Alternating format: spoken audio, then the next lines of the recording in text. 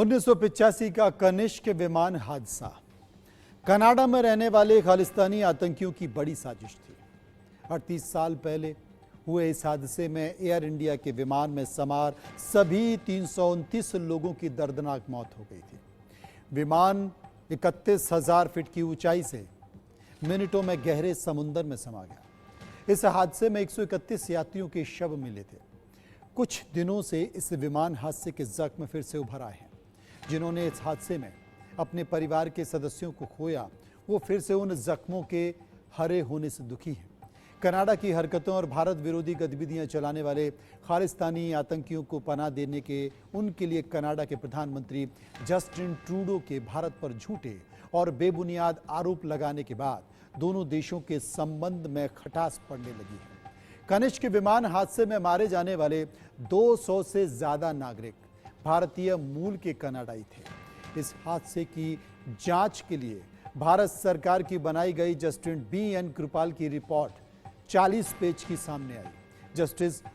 Justice कृपाल ने अपनी report में साफ साफ पंजाब के आतंकी संगठन बब्बर खालसा नेशनल और उसके संस्थापक तलविंदर सिंह परमार को इस हमले के लिए जिम्मेदार ठहराया था। इंडिया न्यूज़ के पास जस्टिस कृपाल की 40 पेज की रिपोर्ट है, जिसमें कनिष्क हादसे को लेकर कई सारे खुलासे हुए हैं।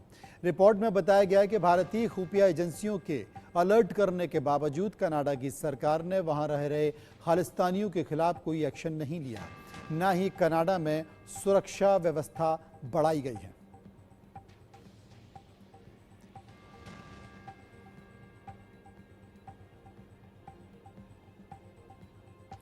आइए ग्राफिक के जरिए नजर डालते हैं कि कनिष्क विमान हादसे पर जस्टिस बी.एन. कृपाल की रिपोर्ट क्या कुछ कहती है।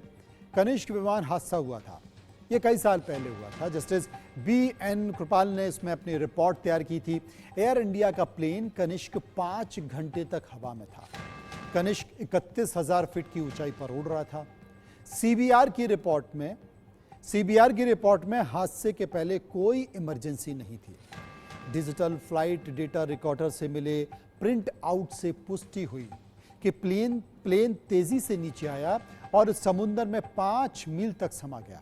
प्लेन कुछ ही मिनटों में आसमान से नीचे आ चुका था। प्लेन का कनेक्शन अचानक एटीएस से टूट गया था। कनिष्क विमान अचानक रडार से गायब हो गया था। 31,000 फीट की ऊंचाई से कनिष्क प्लेन सीधे समुद्र में जा गिरा। विमान पर या तो बाहर से हमला हुआ या फिर विमान के अंदर ब्लास्ट हुआ था। ये बातें इस रिपोर्ट में लिखी हुई है, जो 40 पेज की रिपोर्ट है, और ऐसी आशंका है कि इस विमान हादसे में खालिस्तानी आतंकियों का हाथ था। खैर, खबरों के सफर में इतना ही। बाकी खबरों के लिए आप चलते रहिए इंडिया न्यूज़ के साथ और मुझे दीजिए इजाजत। नमस्कार।